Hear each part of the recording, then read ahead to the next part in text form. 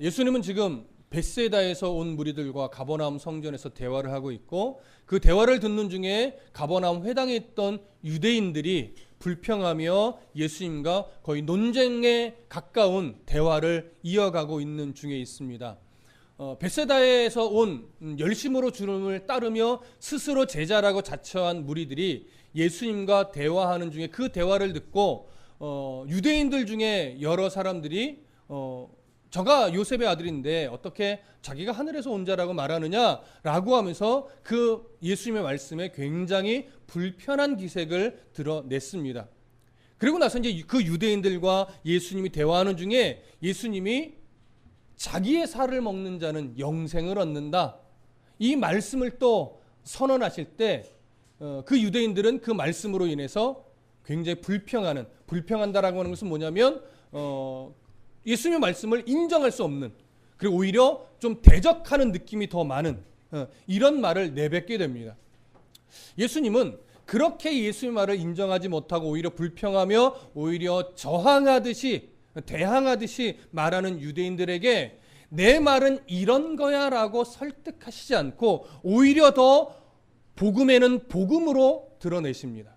그래서 내 살을 먹는 자는 영생을 얻는다라고 말씀하실 뿐만 아니라 거기에 더하여서 내 피를 마셔야 뭐한다? 영생을 얻는다, 이렇게 말씀을 하셨죠. 우리가 잘 알고 있다시피 예수님이 자기의 살을 먹고 자기의 피를 마신다라고 말씀하시는 것은 진짜 이 육신의 살, 이 몸에 있는 피를 말하는 것이 아니라 그가 내어줄 생명, 이것을 의미하는 것이었지만 그들은 그 말씀의 의미를 깨닫지 못했습니다. 아니요, 깨달을 수 없었습니다. 그래서 예수님을 향해서 더 불편한 기색들을 드러내게 되는 것이죠. 오늘은 그 대화의 거의 마지막 부분입니다. 자, 60절 한번 읽어볼까요? 함께 읽습니다. 시작. 제자 중 여럿이 듣고 말하되 이 말씀은 어렵도다, 누가 들을 수 있느냐 한데. 자, 저를 보세요. 예수님과 유대인들 이 대화하는 중에 물론 유대인이라고 말하지만 그 주위에는 누구도 있습니까? 벳세다에서 예수님의 제자로 자처하면서 열심으로 따르던 자들도 있고, 또 한쪽에는 누가 있을까요? 12명의 제자, 예수님이 선택하여 부르신 제자도 있는 거예요. 그러니까 지금 세 그룹이라고 볼 수 있어요. 12명의 예수님이 선택하여 부르신 제자, 또 벳세다에서 온 스스로 제자라고 자처하는 무리들, 또 그 가버나움 회당에서 예수님을 처음 만나서 그 말에 불편함을 느끼며 반응하고 있는 여러 유대인들, 이 세 그룹이 지금 예수님을 둘러싸고 있는 중에 있어요. 그런데 그들이 다 12제자를 빼고 나머지 무리들은 예수님 말씀에 굉장히 그러니까 모두가 다 불편해하는 것은 아닌데 대부분은 지금 불편해하고 마음에 뭔가 심기가 너무나 좋지 않다라고는 감정의 상태를 여과 없이 표출하고 있는 중에 있어요. 그런데 이 60절은 그 중에서도 누구에게 초점을 맞추냐면 제자 중 여럿이 듣고 말하되 이 말씀은 어렵도다, 누가 들을 수 있느냐, 이렇게 표현하는 거예요. 자, 그러면 여기서 60절에 표현된 제자는 누구를 말하는 걸까요? 좀 생각해 보실 필요가 있습니다. 여기서 말하는 제자는 누구일까요? 가버나움 회당에서 예수님과 대화하고 있는 모든 사람들일까요? 여러분, 우리가 성경에서 제자라고 하면 어떤 사람을 기본적으로 제자라고 하나요? 스승과 함께 밥도 먹고 스승과 함께 잠도 자고 스승의 여정을 함께 따라가면서 그의 가르침을 듣고 그가 행하는 일거수일투족을 다 눈으로 보고 배우려고 따라다니는 무리들, 그들을 보편적으로 제자라고 하는 겁니다. 그러면 여기서 제자에 해당할 수 있는 사람은 기본적으로 누구예요? 벳세다에서 예수님을 따라온 무리들. 그들은 벳세다에서부터 따라온 건 아니에요. 이미 이전부터 예수님을 따라다니며 예수님이 행하는 모든 표적들을 보고 있는 자들이고, 그들 중에 벳세다에서 행한 오병이어의 기적까지도 경험하고 예수님이 보이지 않자 가버나움으로 가셨나 보다 하고 가버나움까지 열심으로 따라온 무리들이에요. 그러니까 벳세다에 있는 모든 사람이 따라온 것은 아니죠. 그들이 기본적으로 제자에 해당합니다. 12명의 예수님의 이 선택을 받은 제자들도 제자에는 해당이 되겠죠. 그러면 여기서 예수님과 논쟁을 벌였던 유대인들, 그들은 제자에 해당할까요? 안 할까요? 그들을 제자로 보기에는 좀 무리하죠. 왜냐하면 예수님을 따라다닌 자들이 아니기 때문에. 무슨 말씀 이해되시죠? 그러나 여기서 말하는 제자는 12제자와는 좀 구별이 됩니다. 자, 왜 그러냐면 67절을 보시면 예수께서 12제자에게 이르시되 라고 하면서 12제자를 따로 표현을 하고 있어요.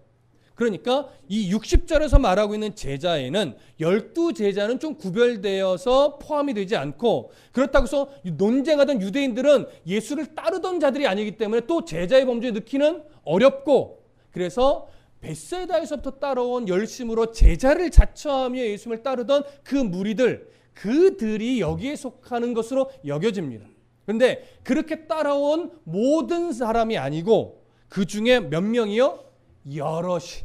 여기서 말하는 여럿은 꽤 많은 사람입니다.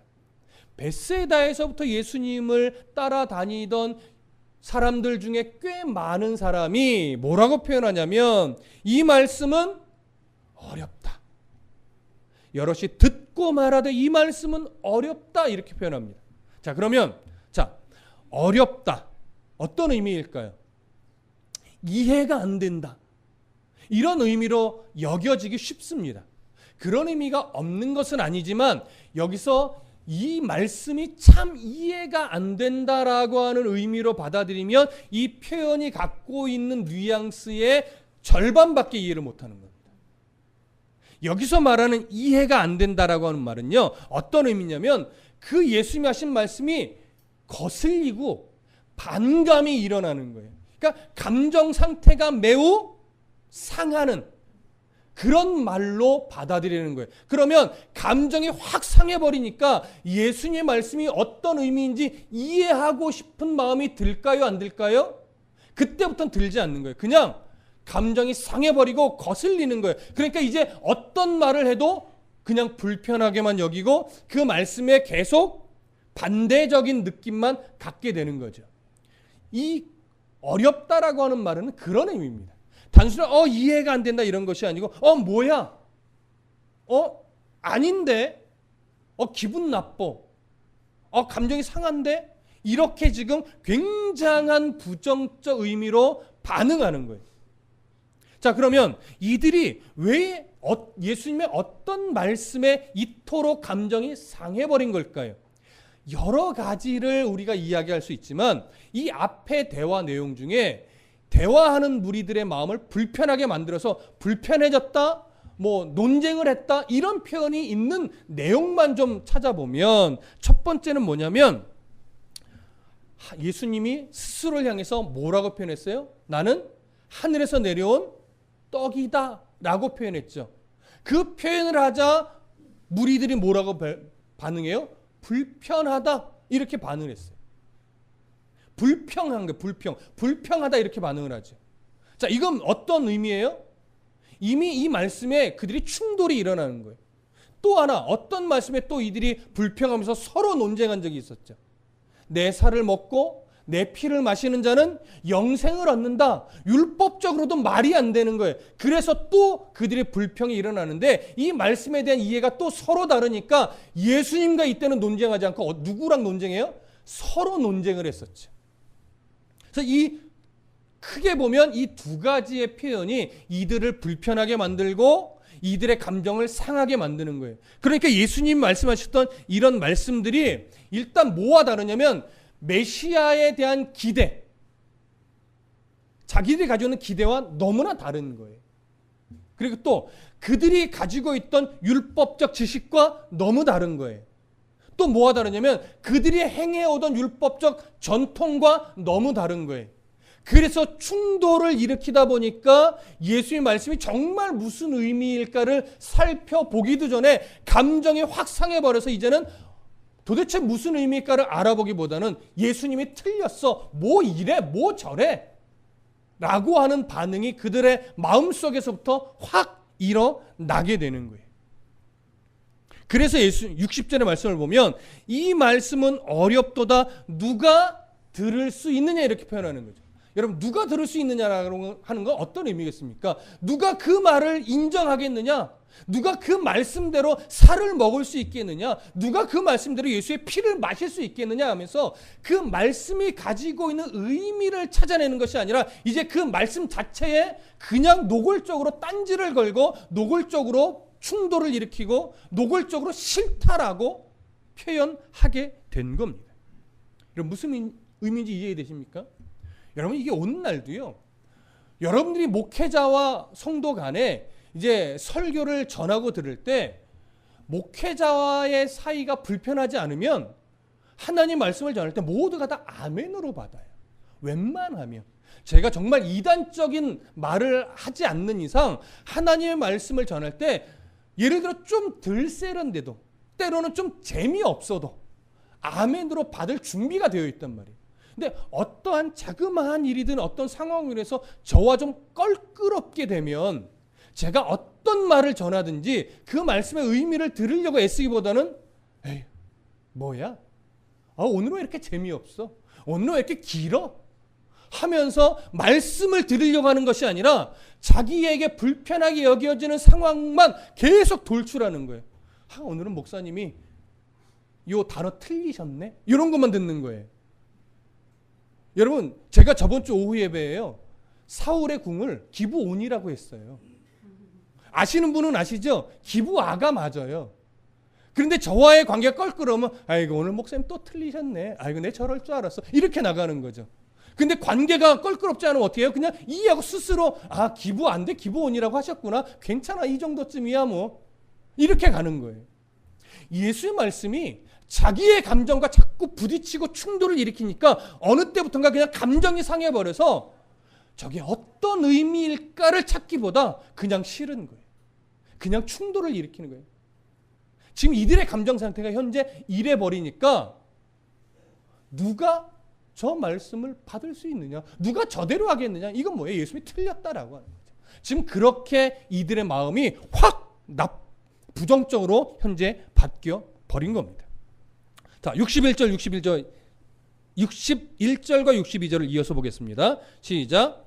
예수께서 스스로 제자들이 이 말씀에 대하여 수군거리는 줄 아시고 이르시되 이 말이 너희에게 걸림이 되느냐? 그러면 너희는 인자가 이전에 있던 곳으로 올라가는 것을 본다면 어떻게 하겠느냐? 자, 그렇게 감정이 상한 이 상태로 스스로 막 불평하고 뭐야 이렇게 반응하고 있는 것을 예수님이 이미 아셨다라고 말씀을 해요. 그것을 아시고 그들에게 뭐라고 먼저 말을 하냐면 이 말이 너희에게 걸림이 되느냐 이렇게 말합니다. 여러분 걸림이 된다는 것은 뭐냐면 믿음이 흔들린다는 얘기예요. 그러니까 쉽게 얘기하면 내가 너희들에게 했던 내가 하늘에서부터 내려온 떡이라고 하는 말, 내 살을 먹고 내 피를 마셔야 영생을 얻는다고 하는 이 말의 의미를 너희들이 올바르게 이해하려고 하지 않고 그냥 그것 때문에 감정이 상해서 나를 따르던 이 믿음 자체가 너희들 지금 흔들리고 있느냐 이 얘기를 하는 거예요.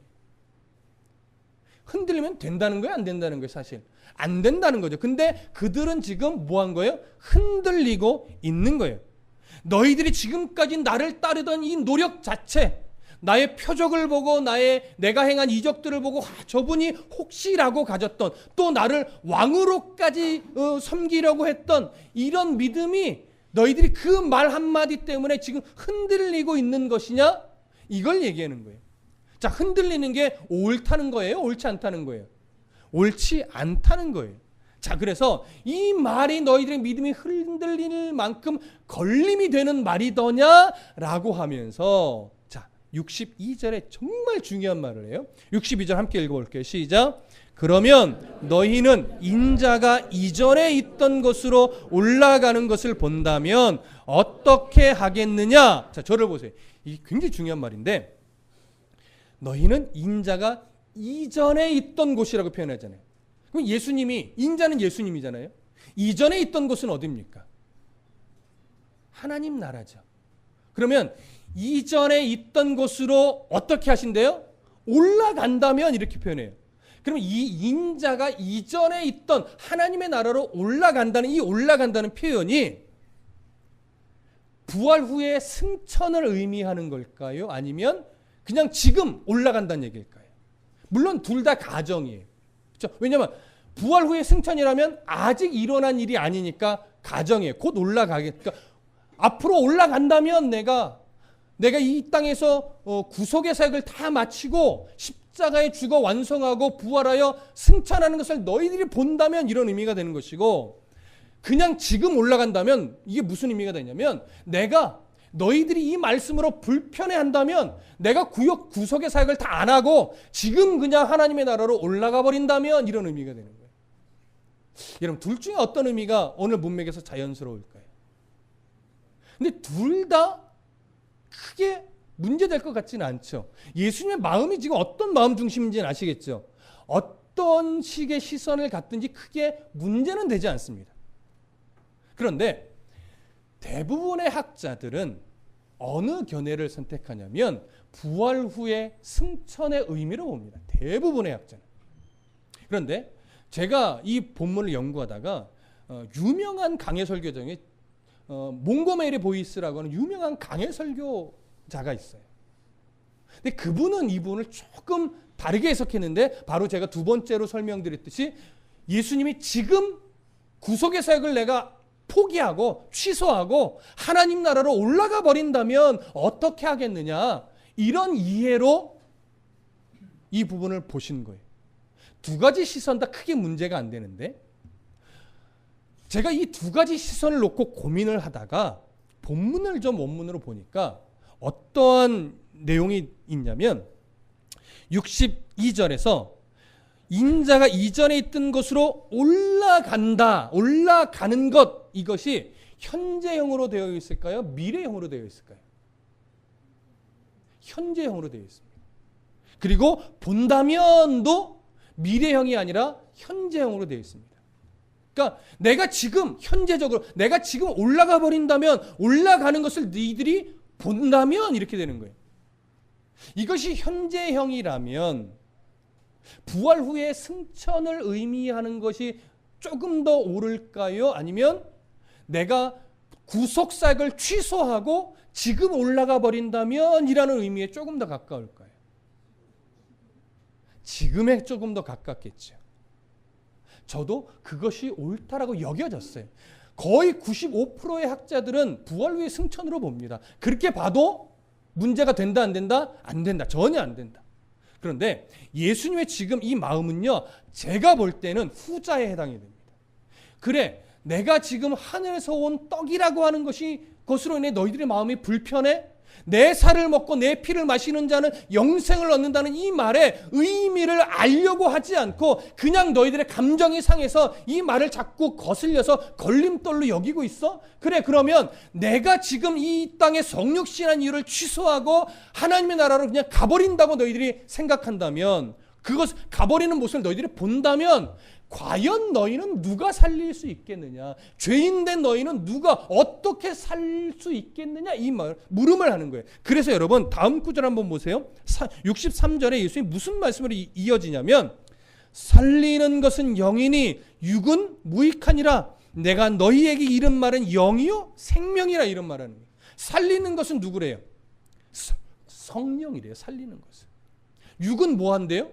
무익하대요. 이 육은 무익하다는 것은 뭐냐면 구원에 이르기 위해서 행하는 육적인 모든 노력들, 종교적인 노력, 도덕적인 노력, 이성적인 노력 다 들어가는 거예요.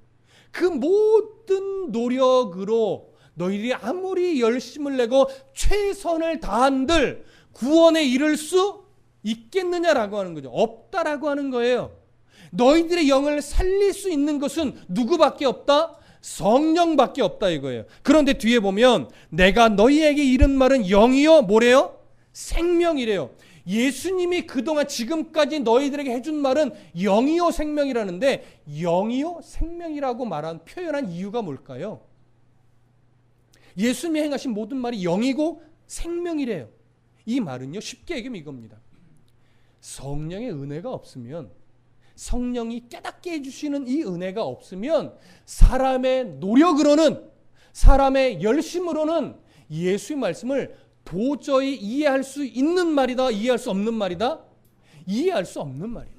사람으로는 이해할 수 없는 말이다. 성령의 도심으로만이 이해할 수 있고 성령의 은혜로만이 깨달아 알 수 있는 말이기 때문에 예수님의 이 생명의 말씀은 성령의 은혜로만 깨달을 수 있다. 너희들의 종교적 노력으로는 깨달아 알 수 없다 이거예요. 그렇게 잘 들으세요. 내가 지금 이 성육신하여 대속의 은혜를 이루고자 지금 이 사역을 시작해 가고 있는데 내가 이걸 취소하고 하나님 나라로 올라가는 것을 너희들이 그냥 본다면 너희들을 구원에 이르게 할 수 있는 길은 있다 없다? 없다. 이 얘기란. 그러니까 지금 예수님과 대화하고 있는 무리들 중에 예수님 이 말을 깨닫지 못하고 오히려 감정이 상하고 충돌을 일으키는 무리들은 성령의 은혜를 입은 자라는 거, 입지 않은 자라는 거예요. 입지 않은 자라는 거예요. 근데 그들 중에 성령의 은혜를 입은 자도 있을까요, 없을까요? 있지요. 지금 당장 드러나지 않을 수도 있지만 성령의 은혜를 입은 자도 있고 앞으로 입게 될 자도 있단 말이에요. 그들은 분명히 깨달아야 돼요.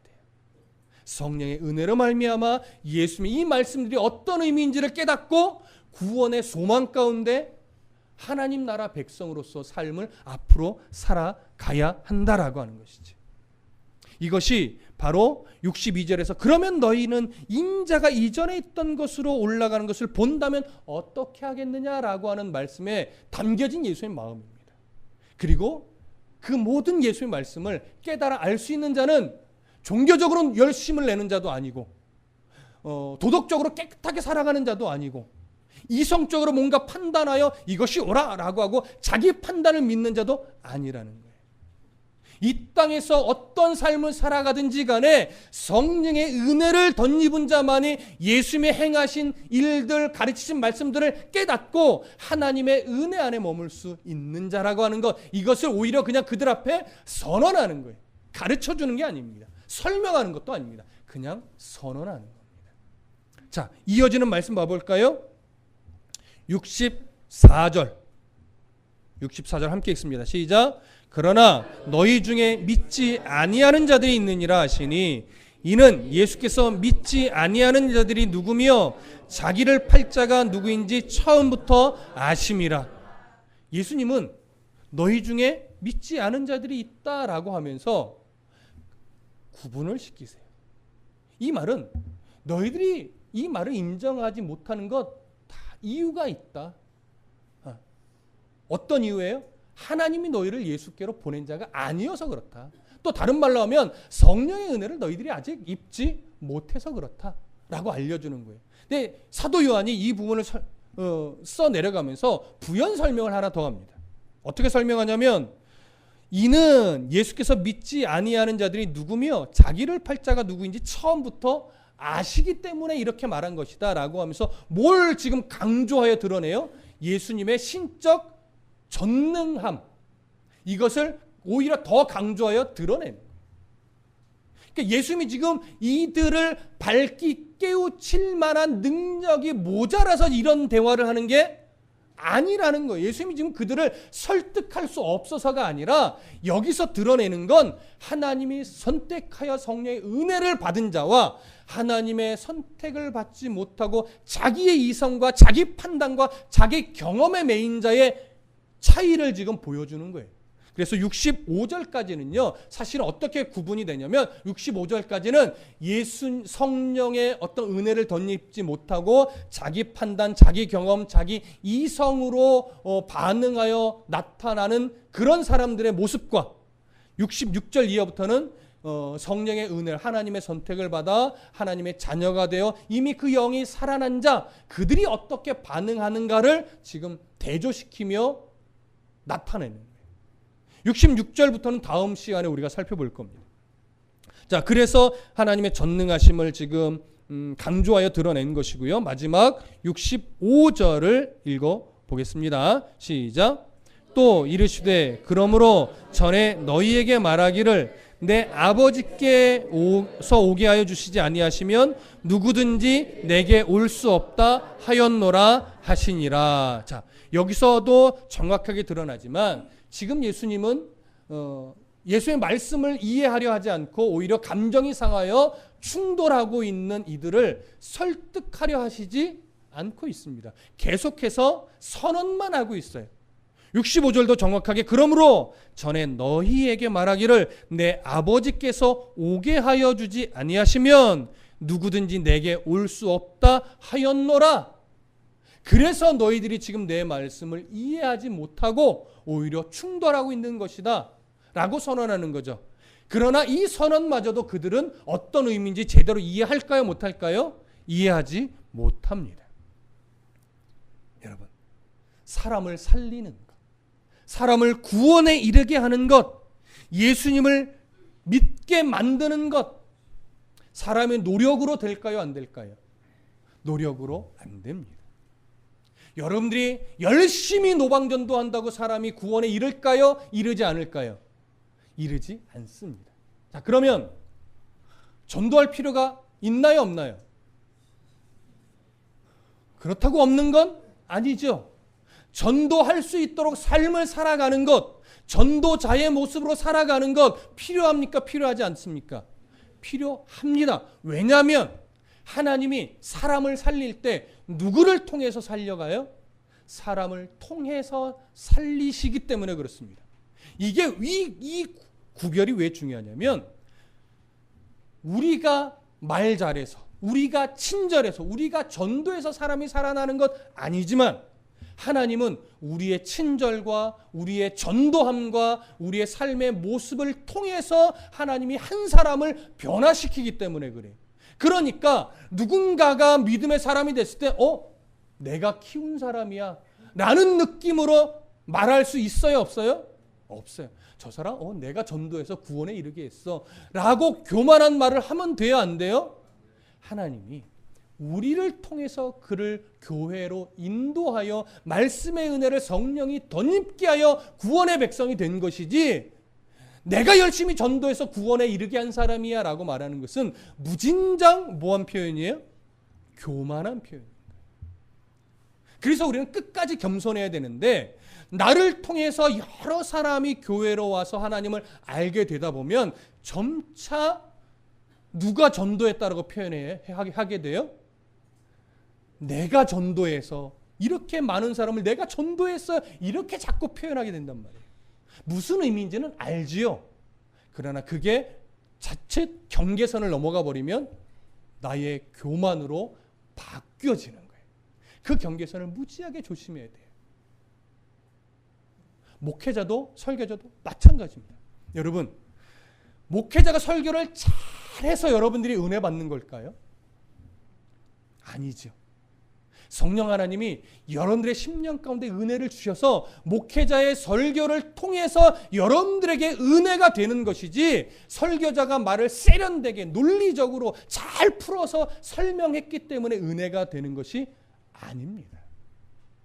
아무리 말투가 좀 투박하고 아무리 성경 해석이 조금 약해도 하나님이 은혜 주신 자는 그 말씀에도 은혜를 받게 되어 있는 거예요. 그럼 오늘 여러분 저와 함께하는 이 예배 가운데 저의 설교를 통해서 아멘 하면서 은혜가 되셨으면 제가 말 잘해서가 아니라 하나님이 저를 통해서 여러분들이 받아야 할 은혜가 있었기 때문이라는 거예요. 물론 설교자의 역할은 뭐예요? 조금이라도 더 바르게 전하려고 열심히 성경을 연구하고 조금 더 바르고 그리고 가능하면 조금 더 재밌게 들을 수 있으면 좋겠다 해서 나름 고민해서 원고를 쓰고 설교를 하기는 하지요. 그러나 그래서는 아니라는 거예요. 저의 역할은 열심히 연구하고 잘 정리해서 바르게 전하는 것이 제 몫이라면 거기에 은혜를 담으시는 건 누구예요? 그건 성령 하나님. 제가 잘해서가 아니라 저의 애씀에 성령 하나님이 그걸 기쁘게 보시고 저의 설교에 은혜를 담아주시는 것뿐이고, 여러분들은 그 말씀을 오늘도 어떤 말씀을 주실까 기대하면서 사모함으로 나오셨을 때 그 사모하는 마음에 저를 통한 하나님의 말씀에 여러분들 10년 가운데 함께 더 은혜를 확 주시는 건 누구의 몫이에요? 성령 하나님의 몫이란 말이에요. 그러니 전하는 자가 그렇게 준비하고 듣는 자가 그런 마음으로 기대하고 있다면 그 효과는 훨씬 더 크겠지요. 무슨 말씀 이해되시죠? 그래서 저도 교만을 떨 때가 있어요. 어느 목사님의 설교를 딱 듣다 보면 인간적으로 이렇게 짜증이 날 때가 있어요. 왜 설교를 저 따위로 해? 이미 이 표현이 이미 저는 교만해진 거예요. 순간. 근데 문제는 뭐냐면 제가 왜 설교를 저 따위로 하지? 라고 하는 설교에도 누군가는 큰 은혜를 받을까요? 안 받을까요? 누군가는 받는단 말이에요. 그래서 제가 교만이라고 하는 거예요. 물론 이단적 발언은 아닙니다. 그런 걸 말하는 것이 아니에요. 설교적 표현으로 좀 약할 수도 있고 조금은 기복적일 수도 있고 조금은 어떤 성공주의적으로 설교할 수 있어요. 그것이 옳다라고 하는 것은 절대 아니지만 그럼에도 불구하고 그런 설교에도 어떤 성도에게는 하나님이 은혜를 주시더라는 거예요. 성령 하나님 그 성도를 위해서 주시는 은혜인 거죠. 오늘 그래서 우리도 마찬가지인 거예요. 여러분 설교자가 바른 자세로 준비하는 것도 너무나 중요하고 그것과 함께 더 중요한 건 뭐예요? 여러분들이 얼마나 그 예배 가운데 하나님 주신 말씀을 듣고 은혜를 받기 위해 사모하는 마음으로 와서 앉아 있느냐. 때로는 또 졸음과도 막 싸워 이기면서 오늘 내가 한 말씀도 놓치지 말아야지 라고 사모하고 기대하는 마음으로 오늘 앉아서 애를 쓰느냐. 그 마음 상태가 중요하단 말이에요. 거기에 하나님이 은혜를 부어주시고 말할 수 없는 은혜로 채워주시고 이런 은혜가 있는 거죠. 그런 여러분들의 표정 하나를 보면서 저 또한 설교하면서 뭐를 받아요? 은혜를 받아요. 저 또한 도전을 받아요. 더 열심히 준비해야 되겠다. 더 바르게 전해야 되겠다. 이 애씀이 제게도 있는 거예요. 오늘 성경은 바로 그 은혜를 줍니다. 여러분 이 사모하는 마음, 이렇게 전해야 되겠다라고 하는 마음들, 이것을 저나 여러분들 가운데 날마다 잊어버리지 말고 구해야 돼요. 그러니 우리가 기도 가운데 여러 기도 제목들이 많지만 아프신 자를 위해서도 기도해야 되고 선교지를 위해서도 기도해야 되고 또 교회를 위해서도 기도해야 되고 기도할 게 참 많은데 그중에 나를 위한 기도도 많이 있잖아요. 가정을 위한 기도도 있잖아요. 자녀를 위한 기도도 있잖아요. 여러분 뭐 자녀를 그냥 하나님께 맡기지 뭐 자녀를 위해 기도해 그건 아니에요. 자녀를 위해서 기도하셔야죠. 근데 거기에 오늘 하나 제가 드릴 제목들이 있습니다. 이것만큼은 먼저 놓치지 말고 기도를 해 주십시오. 자녀가 공부 잘하게 하는 것, 또 좋은 직장 들어가는 것, 좋은 배우자 만나서 결혼하게 되는 것 다 필요한 기도입니다. 근데 그보다 앞서서 이런 기도가 들어가야 돼요. 뭐냐면 하나님, 내가 부모인 내가 또 우리 자녀가 하나님의 은혜 안에 먼저 거할 수 있도록 해주십시오. 하나님의 말씀을 또 사모하는 자녀가 되게 해주십시오. 그 은혜 안에 거하고 하나님 말씀을 사모하는 중에 열심히 하나님의 방법대로 노력하여 좋은 학교도 가고 좋은 직장도 만나고 좋은 배우자도 만날 수 있도록. 그러니까 이것이 바뀌지 않아야 돼요. 그러니까 문제는 뭐예요? 이것이 뒤바뀔 때가 문제인 거예요. 여러분 지금 여러분 우리 교회 청년들을 위해서 조금 기도해 주실 필요가 있습니다.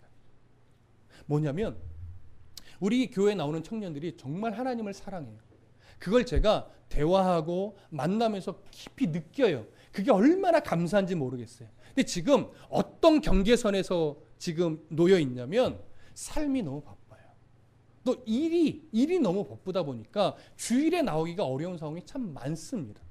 여러분 주일 뭐 한 번 빠지고 때로는 몇 개월 빠지고 그럴 수 있습니다. 저는 그걸 갖고 그 사람의 신앙이 틀렸다 잘못됐다 이렇게 판단하지는 않습니다. 그들이 하나님을 진심으로 사랑하는 걸 알고 있기 때문에.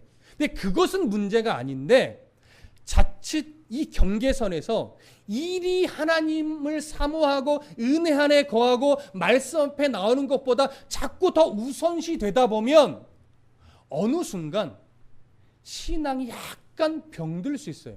하나님을 사랑하지 않게 된다는 것은 아니에요. 끊임없이 하나님을 사랑하는데 이 경계선에서 일이 더 우선시 되어 가다 보면 이제 점차 무슨 마음이 식어지냐면 하나님의 은혜를 사모하는 마음이 좀 식어져요. 하나님 앞에 내 삶을 조금 더 바르게 드려야 되겠다라고 하는 마음이 자꾸 사라질 수 있어요. 그러다 보면 어느 순간 시간이 훅더덕 10년 가는 건 우습잖아요. 이런 10년이 우스우면 20년도 우스워져요. 그러면 나이 먹어서 내가 왜 그때 하나님 앞에 조금 더 바른 모습으로 내 삶을 드려내지 못했을까? 내가 왜 그때 일에 온 시간을 다 내어드리느라 하나님 앞에는 왜 못 내어드렸을까? 그때 좀 후회하게 된단 말이지. 그러니까 그런 후회적 차원에서 안타까운 거예요. 지금 경계선을 잃어버리는 위기에 있는 청년들이 조금 있어요. 지금 주변에 안 보이는 청년들이 아마 그런 위기에 놓인 청년들일 겁니다. 틀린 게 아니에요. 그래서 지금 그 위기에 있는 청년들이 이 경계선의 이 중심을, 무게중심을 잘 잡고 다시 믿음의 시선을 말씀의 자리로, 하나님의 자리로 돌릴 수 있도록 해달라고 여러분 기도해 주십시오. 그게 은혜 안에 거하는 거예요. 그래서 그 은혜 안에서 자기의 삶도 최선을 다해서 살아가는 이 무게중심을 잃어버리지 않게 해달라고 여러분 청년들을 위해서 좀 기도해 주시고, 지금 우리들의 자녀들이 앞으로 그런 무게중심을 잃어버리지 않도록 여러분 기도 많이 해 주십시오.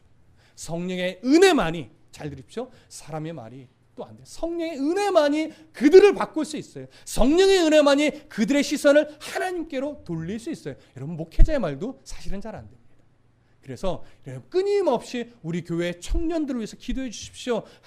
하나님을 향한 이 시선을 놓치지 않고 그들이 은혜 안에 거하는 믿음의 청년들 모두 될 수 있게 해달라고, 또 자라나는 청소년들이 바로 그런 믿음을 본받아서 그들이 청년의 세월을 살아갈 때 이 무게중심을 잃어버리지 않고 늘 은혜 안에서 하나님 손에 딱 붙들려서 말씀과 함께 세상을 살아가는 자들이 되게 해달라고 여러분 기도 많이 해주시기를 부탁드립니다.